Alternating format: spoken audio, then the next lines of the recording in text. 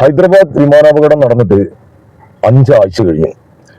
ഇപ്പോഴും വളരെ വ്യക്തമായ രീതിയിൽ അതോറിറ്റിക്ക് ഒരു എക്സ്പ്ലനേഷൻ തരാൻ കഴിഞ്ഞിട്ടില്ല എന്ന് പറയുമ്പോൾ നമ്മുടെ ടെക്നോളജിയെ കുറിച്ചിട്ട് നമ്മൾ ലജ്ജിച്ചു പോവാണ്. കാരണം എയർക്രാഫ്റ്റിൽ ഉപയോഗിക്കുന്ന ബ്ലാക്ക് ബോക്സ് നമുക്ക് എല്ലാവർക്കും അറിയാം. പല എക്സ്പെർട്ടുകളും അതിനെക്കുറിച്ചിട്ട് എക്സ്പ്ലെയിൻ ചെയ്യുകയുണ്ടായി. ഈ ബ്ലാക്ക് ബോക്സിൽ വിമാനത്തിനുള്ളിൽ എന്തൊക്കെ നടക്കുന്നു, അതിന് ടെക്നിക്കലായിട്ട് എന്തൊക്കെ ഫാൾട്ടുകൾ പറ്റുന്നുണ്ട് എന്നതൊക്കെ റെക്കോർഡ് ചെയ്യാനും, അതിന്റെ സെൻസർ റെക്കോർഡിംഗ് ആയിട്ടുള്ള FDR ഉണ്ട്, ഫ്ലൈറ്റ് ഡാറ്റ റെക്കോർഡർ എന്ന് പറയും. അതുപോലെ തന്നെ കോക്പിറ്റിൽ പൈലറ്റുമാര് ATC ആയിട്ട് നടത്തുന്ന എയർ ട്രാഫിക് കൺട്രോൾ ടവറായിട്ട് നടത്തുന്ന കമ്മ്യൂണിക്കേഷൻ, അതുപോലെ തന്നെ വിമാനത്തിന്റെ ഉള്ളിൽ വരുന്ന ശബ്ദങ്ങൾ, പൈലറ്റുമാർ തമ്മിലുള്ള സംഭാഷണങ്ങൾ, ഇതൊക്കെ റെക്കോർഡ് ചെയ്യപ്പെടുന്ന CVR അഥവാ കോക്പിറ്റ് വോയിസ് റെക്കോർഡർ.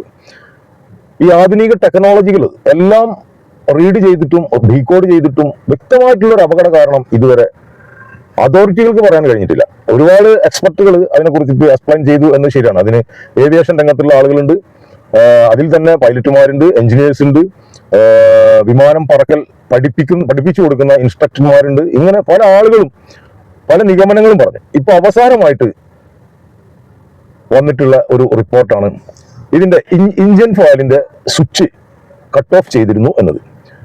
തികച്ചും അവിശ്വസനീയമായിട്ടുള്ള ഒരു വിവരമാണത്. ഞെട്ടിക്കുന്ന ഒരു വിവരമായിരുന്നു. കാരണം ഈ വിമാനം ടേക്ക് ഓഫ് ചെയ്തിട്ട് ഏകദേശം 1 മിനിറ്റ് പോലും ആവുന്നതിന് മുന്നാണ് അത് ക്രാഷ് ആയിട്ടുള്ളത്. വിമാനം ടേക്ക് ഓഫ് ചെയ്യണമെന്നുണ്ടെങ്കിൽ എഞ്ചിൻ ത്രസ്റ്റ് വേണം. എഞ്ചിന് ത്രസ്റ്റ് വേണമെന്നുണ്ടെങ്കിൽ എഞ്ചിനിലേക്ക് ഫോയിൽ സർക്കുലേഷൻ നടക്കണം. ഈ സ്വിച്ച് കട്ട് ഓഫ് ആണെന്നുണ്ടെങ്കിൽ ഒരിക്കലും എഞ്ചിനിലേക്ക് ഫോയിൽ സർക്കുലേഷൻ നടക്കില്ല. അപ്പൊ വിമാനം ടേക്ക് ഓഫ് ആയിട്ട് 30 സെക്കൻഡ് കൊണ്ട് തന്നെ തകർന്നു വീഴുമ്പോൾ ഇതിനിടയിൽ ടേക്ക് ഓഫ് ആയിട്ട് 10 സെക്കൻഡ് കഴിഞ്ഞിട്ടാണ് ഒരു സ്വിച്ച് കട്ട് ഓഫ് ആവുന്നത്. അടുത്ത സ്വിച്ച് അടുത്ത 10 സെക്കൻഡ് കഴിഞ്ഞിട്ടാണ് കട്ട് ഓഫ് ആവുന്നത്. ഈ സ്വിച്ചുകൾ നിലകൊള്ളുന്നതെന്ന് പറഞ്ഞു കഴിഞ്ഞാൽ 2 പൈലറ്റുമാരുടെയും, അതായത് ഫസ്റ്റ് ഓഫീസറുടെയും ക്യാപ്റ്റന്റെയും 2 പേരുടെയും നടുവിലായിട്ടുള്ള ഒരു ബോർഡ്, ഒരു പാനലിലാണ് ഈ 2 സ്വിച്ചുകളും നിലകൊള്ളുന്നത്. ഈ സ്വിച്ച് സാധാരണഗതിയിൽ പെട്ടെന്ന് കൈ തട്ടി കഴിഞ്ഞാൽ അതിന്റെ ഓപ്ഷൻ മാറിപ്പോവുകയോ അല്ലെങ്കിൽ അബദ്ധവശാൽ ആക്സിഡന്റലി എങ്ങനെയെങ്കിലും അതിന്റെ സ്വിച്ച് അങ്ങോട്ടും ഇങ്ങോട്ടും ഓഫും ഓണും ആക്കാൻ കഴിയുന്ന രൂപത്തിലല്ല. കാരണം അത് ശരിക്കും സ്പ്രിംഗ് സിസ്റ്റത്തിലുള്ള പുൾ ഔട്ടിലൂടെ മാത്രമേ ആ സ്വിച്ച് മേലേക്ക് തന്നെ വരൂ. അത് കഴിഞ്ഞിട്ട് വേണം അത് ഓഫോ ഓണോ ആക്കാൻ. അപ്പോൾ 1-2 പൊസിഷനിലൂടെ കടന്നു പോയാൽ മാത്രമേ ആ സ്വിച്ച് ഓഫും ഓണും ചെയ്യാൻ കഴിയൂ. അപ്പൊ മനഃപൂർവ്വം ആ സ്വിച്ച് ഓഫ് ചെയ്തു എന്ന ഒരു നിഗമനത്തിലേക്കാണ് ഇപ്പോൾ മന്ത്രാലയം എത്തിയിട്ടുള്ളത്. അതായത് pilot fuel switch cut off ചെയ്തിരുന്നു, അത് റൺ മോഡിലായിരുന്നില്ല എന്നതാണ് ഇപ്പോൾ അവസാനമായിട്ട് വരുന്ന പല ചാനലുകളിലും മറ്റൊക്കെ ഞെട്ടിക്കുന്ന വിവരങ്ങൾ പുറത്ത് എന്നൊക്കെ പറഞ്ഞിട്ടുള്ള ഹെഡിങ്ങിലൂടെ കൊടുക്കുന്ന സംവാദമാണ്. അത് സത്യത്തിൽ ഞെട്ടിക്കുന്ന വിവരം തന്നെയാണ്. കാരണം ഒരിക്കലും fuel switch, engine fuel switch ഒരിക്കലും ഓട്ടോമാറ്റിക് ആയിട്ട് പറഞ്ഞതുപോലെ അബദ്ധവശാൽ ഓഫ് ആകുന്നതല്ല. 2 സാധ്യതകൾ മാത്രമേ ഉള്ളൂ. ഇപ്പോ ഒരു സാധ്യത എന്ന് പറയുന്നത് പൈലറ്റ് മനഃപൂർവ്വം ഓഫ് ചെയ്തു എന്നുള്ളതാണ്. രണ്ടാമത്തെ സാധ്യത എന്ന് പറഞ്ഞു കഴിഞ്ഞാൽ ടെക്നിക്കൽ ഫാൾട്ടാണ്, ഓട്ടോമാറ്റിക് ആയിട്ട് അത് കട്ട് ഓഫ് ആയി എന്നുള്ളതാണ്. ഇതിൽ ഏതാവാം എന്നതാണ്. കട്ട് ഓഫ് ആയിരുന്നു, അതായത് engine foil switch cut off ആയി പോയി എന്ന വസ്തുത, കട്ട് ഓഫ് ആയി എന്നും അത് വീണ്ടും 10 സെക്കൻഡ് കഴിഞ്ഞപ്പോൾ, ഈ 30 സെക്കൻഡ് ഉള്ളിലാണ് ഈ പരിപാടികളൊക്കെ നടക്കുന്നത്, വീണ്ടും 10 സെക്കൻഡ് കഴിഞ്ഞപ്പോൾ അത് ഫോയിൽ റണ്ണിങ് മോഡിൽ ഇട്ടിരുന്നു സ്വിച്ച്. അതായത് ഒരു പൈലറ്റ് മറ്റൊരു പൈലറ്റിനോട് ചോദിക്കുന്നു ആരാണ് ഫ്യൂയൽ സ്വിച്ച് കട്ട് ചെയ്തതെന്ന്. ഞാനല്ല എന്ന് മറ്റേ പൈലറ്റ് പറയുന്നുണ്ട്. ഏത് പൈലറ്റാണ് ആ ചോദ്യം ചോദിക്കുന്നത്, ഏത് പൈലറ്റാണ് ഉത്തരം പറയുന്നത് എന്ന് പോലും വ്യക്തമായിട്ട് ഏവിയേഷൻ മന്ത്രാലയത്തിന് പറയാൻ കഴിഞ്ഞിട്ടില്ല എന്നുള്ളതാണ്. ഫസ്റ്റ് ഓഫീസർ എന്ന് പറയുമ്പോൾ കോ പൈലറ്റാണ്, ക്യാപ്റ്റനാണ് മെയിൻ പൈലറ്റ്. സാധാരണഗതിയിൽ ക്യാപ്റ്റനാണ് ടേക്ക് ഓഫ് ഒക്കെ നടത്താറ്. പക്ഷേ ഇവിടെ ടേക്ക് ഓഫ് നടത്തിയിട്ടുള്ളത് ഫസ്റ്റ് ഓഫീസറാണ്. പക്ഷേ ഫസ്റ്റ് ഓഫീസർ ടേക്ക് ഓഫ് നടത്തി എന്നതൊരു അസ്വാഭാവികതയല്ല. അങ്ങനെ ടേക്ക് ഓഫ് നടത്തിയിട്ടാണ് അവർ ക്യാപ്റ്റൻ ആവുന്നത്. അപ്പോൾ ഫസ്റ്റ് ഓഫീസർ ടേക്ക് ഓഫ് ചെയ്യുമ്പോൾ ക്യാപ്റ്റൻ ഇതിനെ നിരീക്ഷിച്ചുകൊണ്ടിരിക്കുകയായിരുന്നു.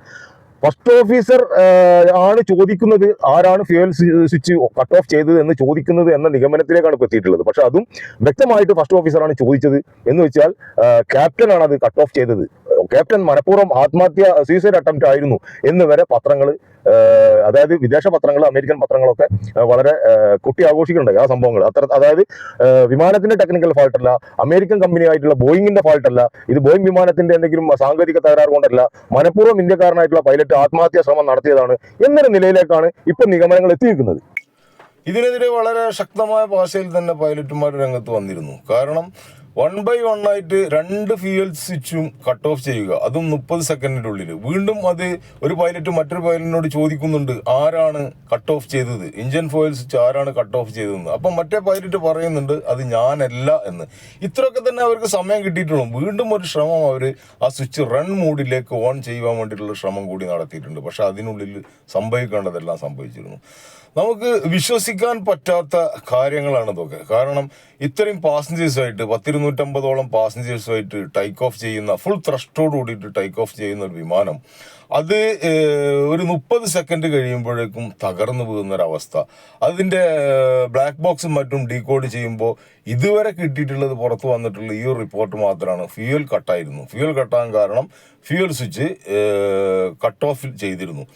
അത് പൈലറ്റ് കട്ട് ഓഫ് ചെയ്തിരിക്കാനാണ് സാധ്യത എന്നതിലേക്ക് പോകുമ്പോൾ പൈലറ്റ് ഒരു ആത്മഹത്യാ ശ്രമം നടത്തി എന്നുള്ളതിലേക്കാണ് വിരൽ ചൂണ്ടുന്നത്. പക്ഷെ അവിടെ ഈ ഒരു ഡ്രീം ലൈനിൻ്റെ, ഈ 787 ഡ്രീം ലൈനിൻ്റെ ബോയിങ്ങിൻ്റെ സാങ്കേതികപരമായിട്ടുള്ള തകരാറ് ഇതിനെ മുന്നേയും ചൂണ്ടിക്കാട്ടിയിട്ടുള്ളതായിട്ടും ഈ സ്വിച്ചിന് കംപ്ലൈൻറ്റ് ഇതിന് മുന്നേയും ഫ്ലൈയിങ് സ്റ്റേജിൽ തന്നെ വന്നിട്ടുള്ളതായിട്ടും ഒക്കെ റിപ്പോർട്ട് ചെയ്യപ്പെട്ടിട്ടുണ്ട്. അതേപോലെ തന്നെ ബോയിങ് കമ്പനി ഇത്തരം ഈ ഒരു സ്വിച്ച് പ്രത്യേകം പരിശോധനയ്ക്ക് വിധേയമാക്കണമെന്ന് എയർലൈൻസ് അധികൃതർക്കൊക്കെ റിപ്പോർട്ട് ചെയ്തിരുന്നതായിട്ടും റിപ്പോർട്ടുകൾ പുറത്തു വരുന്നുണ്ട്.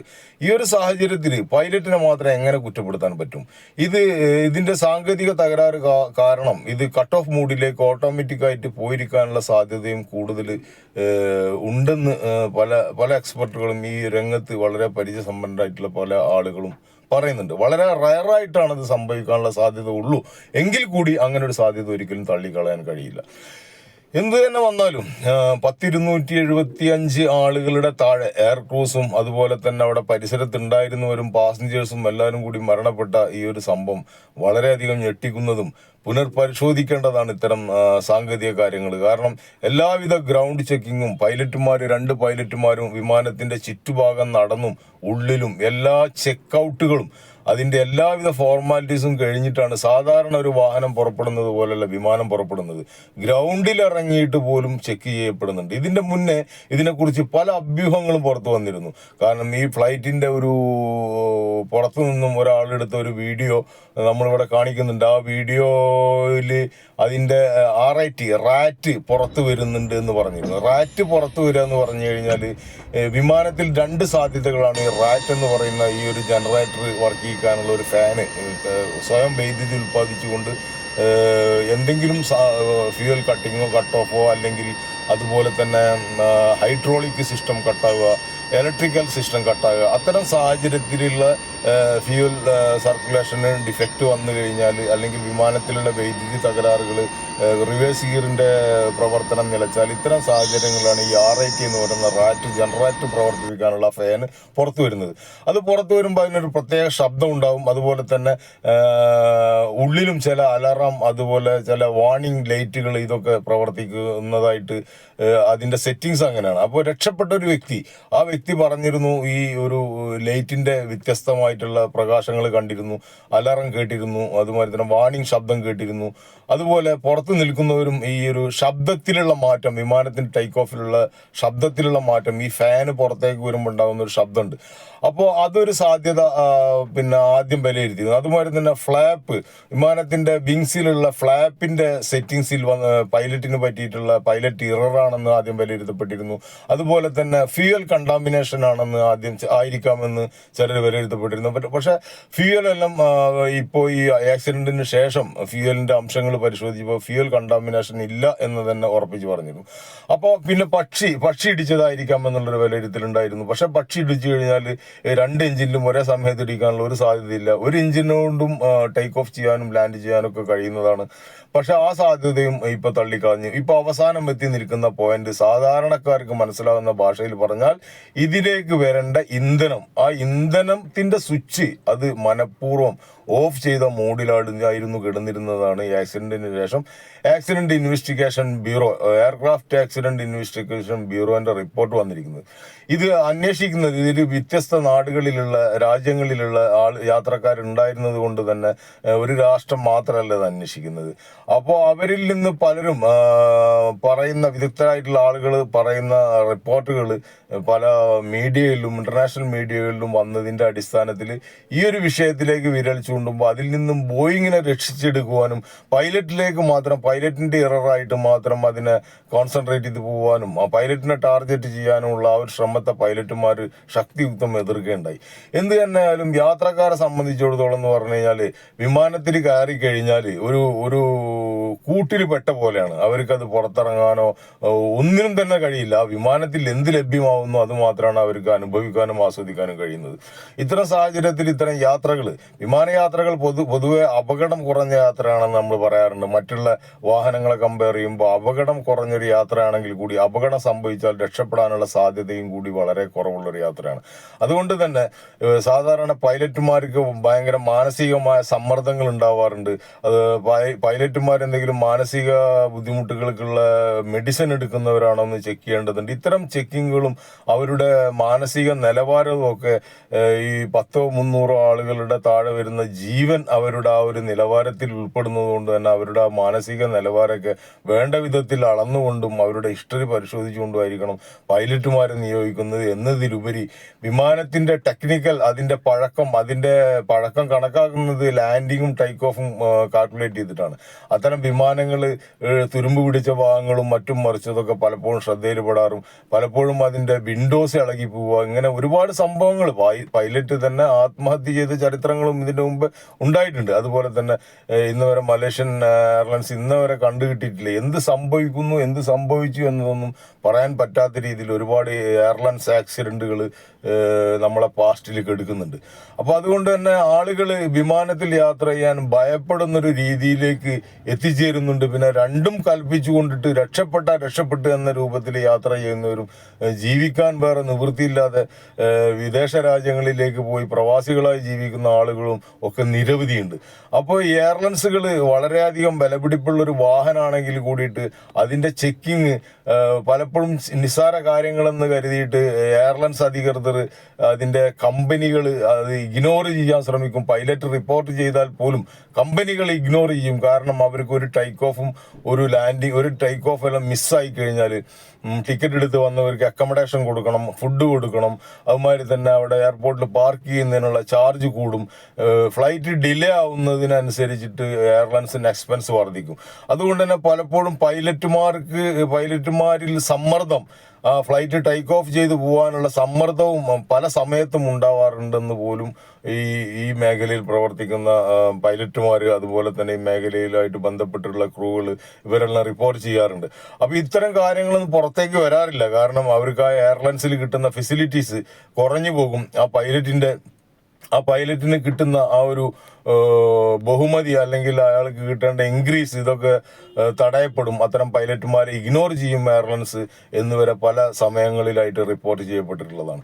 അപ്പോൾ അതുകൊണ്ട് തന്നെ എയർലൈൻസിന്റെ ലാഭം മാത്രം നോക്കി ഇത്തരത്തിൽ നൂറുകണക്കിന് ആളുകളുടെ ജീവൻ പണയം വെച്ചുള്ള ഇത്തരം യാത്രകൾ ഒഴിവാക്കേണ്ടത് തന്നെയാണ്. അതുപോലെ തന്നെ ഈ ഫ്ലൈറ്റിന് ഏതൊരു ഫ്ലൈറ്റിന് എന്ത് സംഭവിച്ചാലും സാധാരണഗതിയിൽ അത് പുറത്തു വരാൻ കുറച്ച് പ്രയാസമാണ്. ഒരുപാട് കാലങ്ങൾ കഴിഞ്ഞ് ആളുകളുടെ മനസ്സിൽ നിന്ന് അത് പോയതിനു ശേഷമാണ് പലപ്പോഴും അതിന് റിപ്പോർട്ടുകൾ പുറത്തു വരാറ് എന്നതിന് തെളിവാണ് കാലിക്കറ്റ് എയർപോർട്ട്, നമ്മളെ ടേബിൾ ടോപ്പ് എയർപോർട്ടാണ്. അവിടെ സംഭവിച്ച എയർ ഇന്ത്യ ആക്സിഡന്റിൽ കണ്ടമാനം ആളുകൾ മരണപ്പെട്ടു. നമുക്കറിയാം അതൊരു പൈലറ്റ് എറർ ഉണ്ടായിരുന്നു. അത് ലാൻഡ് ചെയ്യേണ്ട സ്ഥലത്ത് നിന്നും മാറി റൺവേയിൽ കുറേ കൂടെ ഫോർവേഡായിട്ട് പോയിട്ട് ലാൻഡ് ചെയ്തുകൊണ്ടാണ് താഴേക്ക് വീണ് മുറിഞ്ഞു കത്തിപ്പോയത്. അതുപോലെ തന്നെ കർണാടകയിൽ ബജ്പേ എയർപോർട്ട്, അതും ടേബിൾ ടോപ്പ് എയർപോർട്ടാണ്. മല മുകളിൽ ഒരു ടേബിൾ ഉണ്ടാക്കി അതിനൊരു ടോപ്പിൽ റൺവേ നിർമ്മിക്കുന്നതിനാണ് ടേബിൾ ടോപ്പ് എന്ന് പറയുന്നത്. പൊതുവെ ടോപ്പ് എയർപോർട്ട് അപകടകരമായിട്ടുള്ള ലാൻഡിങ്ങിന് കുറച്ച് റിസ്ക് ഉള്ള എയർപോർട്ട് തന്നെയാണ്. ഇപ്പോൾ ബജ്പേ എയർപോർട്ടിലും ഒരു ഫ്ലൈറ്റ് ക്രാഷായി താഴെ വന്നതിന് ശേഷം ലാൻഡ് ചെയ്തിട്ട് പോലും സേഫ് അല്ല എന്നുള്ളതാണ് നമുക്ക് മനസ്സിലാക്കാൻ പറ്റുന്നത്. അപ്പോൾ ഇത്തരം സാഹചര്യങ്ങളിൽ ആദ്യം അവരെ കുടുംബങ്ങൾക്ക് കിട്ടേണ്ട ആ ഒരു ആശ്വാസം, അവരെ കുടുംബങ്ങൾക്ക് കിട്ടേണ്ട നഷ്ടപരിഹാരം, ഇതൊക്കെ കൊടുക്കുന്നതിൽ പോലും എയർലൈൻസുകൾ എയർലൈൻസുകൾ വളരെ ഡിലേ ആക്കിക്കൊണ്ട് അവർ അസോസിയേഷൻ രൂപീകരിച്ച് അവർ പ്രതിഷേധങ്ങൾ നടത്തി അവർ കോടതി കയറി ഇറങ്ങിയിട്ടൊക്കെയാണ് അവർക്ക് എന്തെങ്കിലും കിട്ടുന്നത്. ഇന്നും അത് കൺക്ലൂഡ് ചെയ്യാൻ എയർലൈൻസിന് അതിൻ്റെ നഷ്ടപരിഹാരം കൊടുത്ത് കൺക്ലൂഡ് ചെയ്യാൻ എയർലൈൻസുകൾക്ക് കഴിഞ്ഞിട്ടില്ല എന്നുള്ളത് കൂടി ഖേദകരമാണ്.